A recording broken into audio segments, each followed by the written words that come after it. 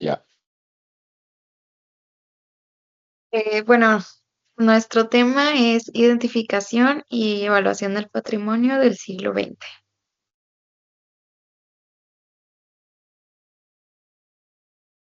Respecto al contexto de este tema, la arquitectura moderna del siglo XX ha sido un reflejo de cambio social pues a lo largo del tiempo, y no nada más social, sino también político y económico de las naciones. Esto va desde la reconstrucción de la posguerra hasta la consolidación de nuevos estados. La arquitectura ha servido tanto como símbolo de progreso como de reafirmación cultural, y ciudades como Brasilia fueron diseñadas para representar este ideal que fue creciendo, este ideal de modernidad y eficiencia gubernamental, mientras que edificios como la Ópera de Sydney se convirtieron en emblemas de identidad nacional y orgullo ciudadano. A medida de que estos países fueron cambiando sus sistemas políticos y económicos, también fue cambiando su arquitectura y pues se fue convirtiendo en una forma de representar sus aspiraciones y valores.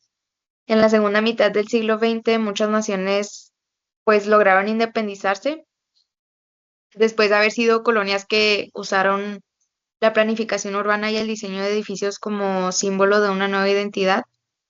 Un ejemplo es la ciudad de Chandigarh de India, y pues esta fue diseñada por el arquitecto Le Corbusier para mostrar la modernidad y el futuro de la nación tras su independencia del Reino Unido en 1947.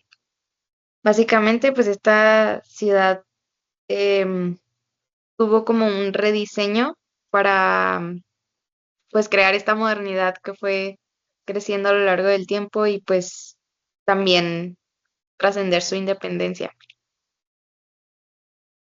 La ciudad se organizó en sectores que fueron bien planificados, con calles amplias, con espacios verdes y edificios gubernamentales modernos. Esto para reflejar pues el deseo del orden y el progreso del nuevo gobierno. En Estados Unidos y otros países occidentales, la arquitectura moderna se inclinó un poco más hacia un estilo un poco más ligero y que fuera más funcional, con edificios como de vidrio y de acero, y pues estos transmitían a su vez innovación debido a los materiales que utilizaron y pues el progreso tecnológico que llevó consigo este siglo.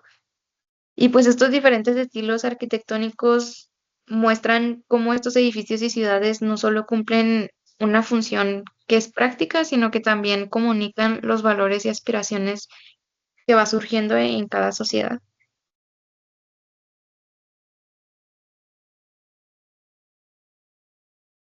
Bueno, entonces surge pues la problematización, que pues después de todo esto, este cambio que fue surgiendo a medida de que empezaba esta modernidad, también llegaron consigo conflictos bélicos que devastaron estos sitios patrimoniales de gran valor cultural, arquitectónico e histórico, y pues fueron destruidas varias ciudades que pues habían sido reconstruidas y planificadas antes, y con ellos también monumentos y edificios que fueron emblemáticos en su momento y que representaban la identidad de esa misma ciudad y la memoria colectiva de diversas naciones.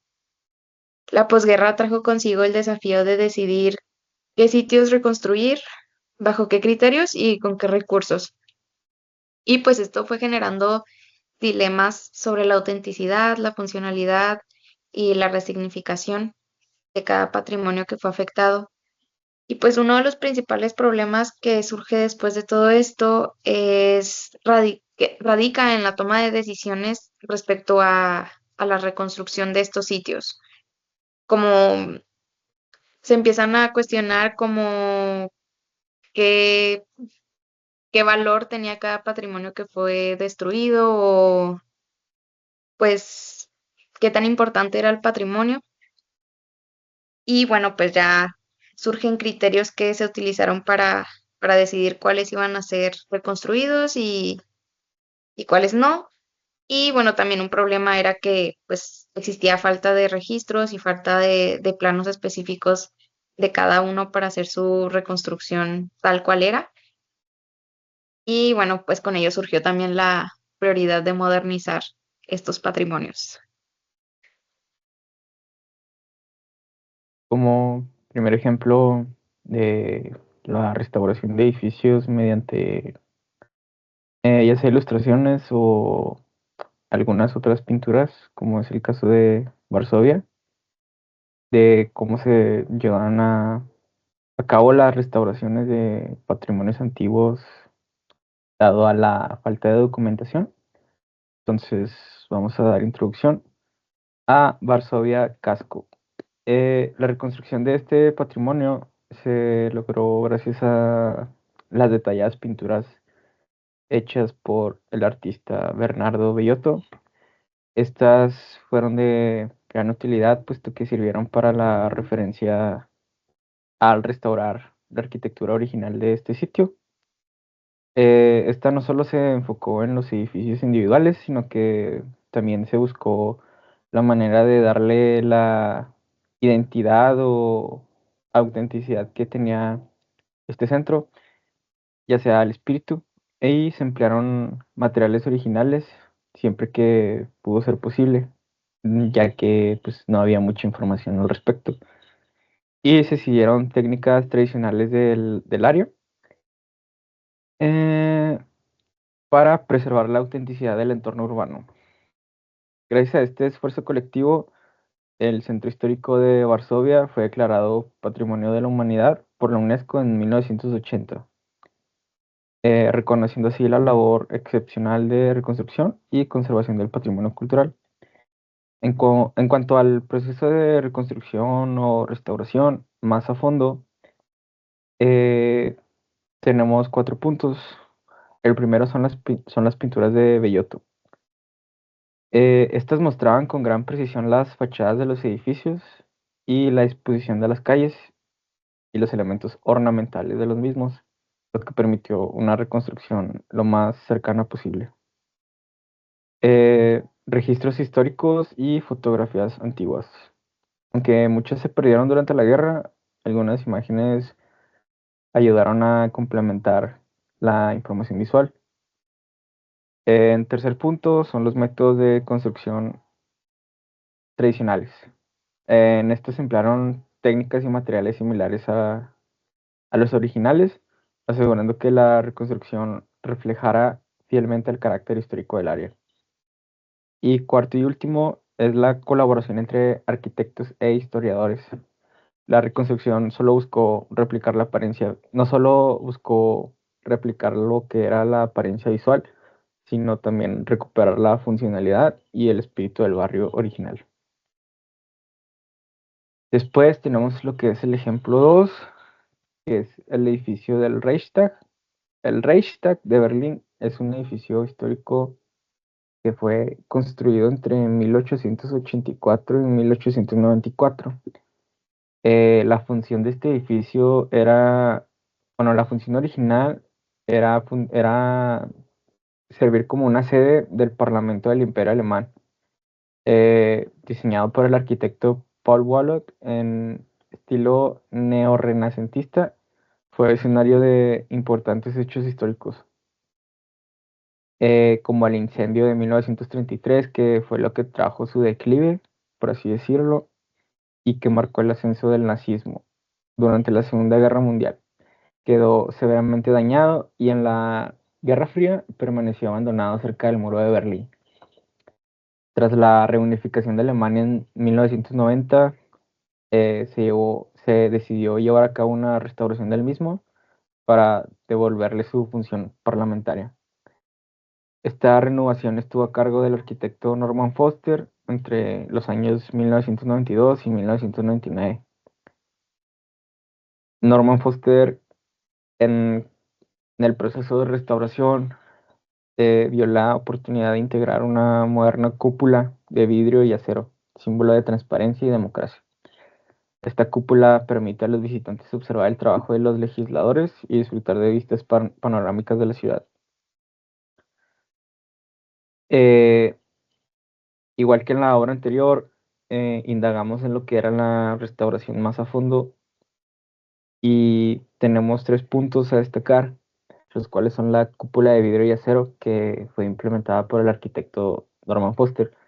Esta edición no solamente era con función estética, sino que traía consigo una eficiencia energética, eh, ya que su diseño permite la entrada de luz natural y la regulación térmica del edificio, mejorando así su eficiencia energética.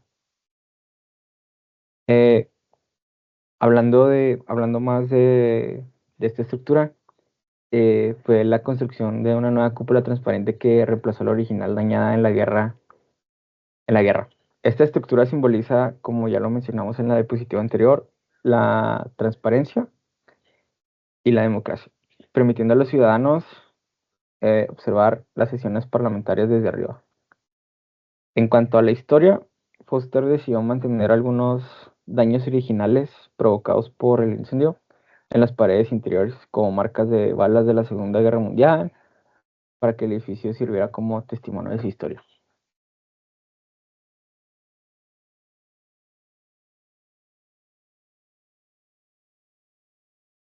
Después de haber investigado en distintas fuentes, analizando diversos textos históricos, documentos oficiales, artículos académicos y material audiovisual relacionado con el tema, logramos obtener una visión más amplia y profunda sobre los procesos de reconstrucción arquitectónica después de los conflictos bélicos del siglo XX. Esta recopilación de información nos permitió comprender no solo los daños sufridos por distintos edificios emblemáticos, sino también las decisiones políticas, sociales y culturales que influyeron en su restauración o transformación.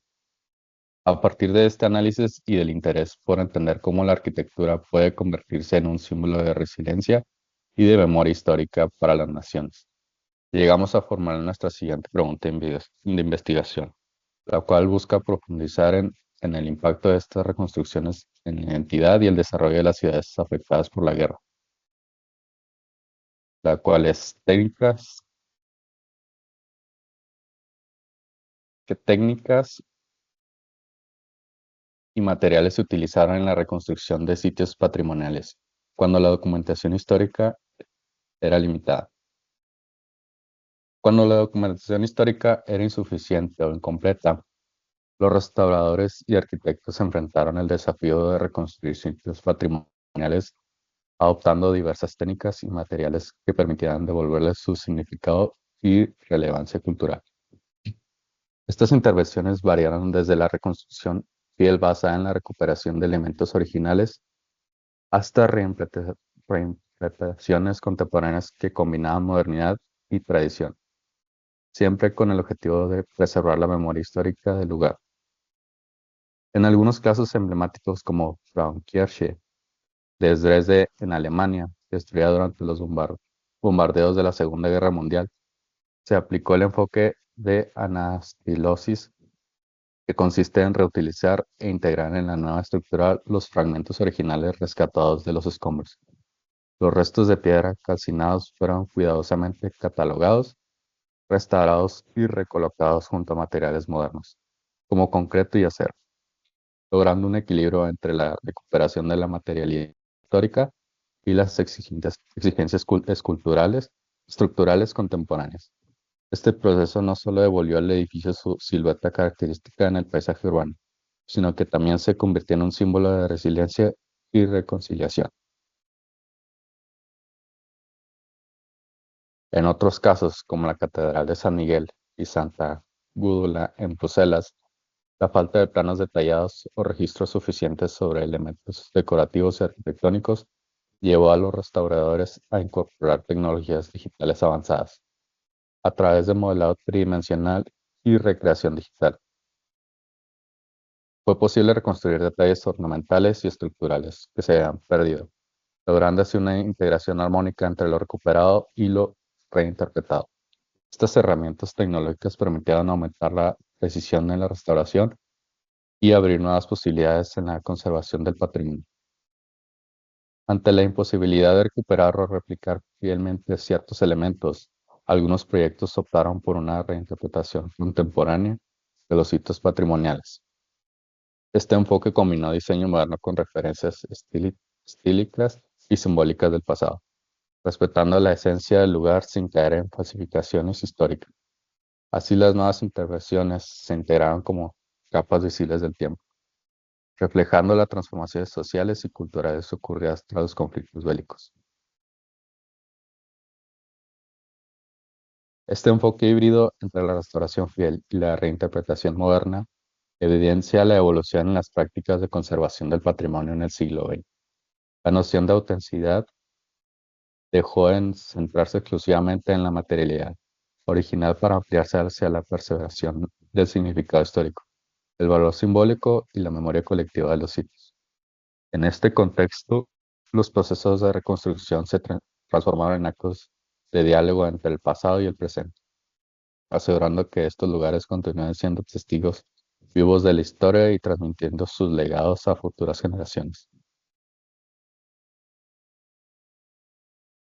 En las bibliografías utilizamos dos fuentes de información, que es Marco Temático Histórico del siglo XX, una herramienta para evaluar sitios patrimoniales, y la Unidad de Habitación de Marsella, Formas de Habitar, Escuelas Técnicas Superiores de Arquitectura de Madrid.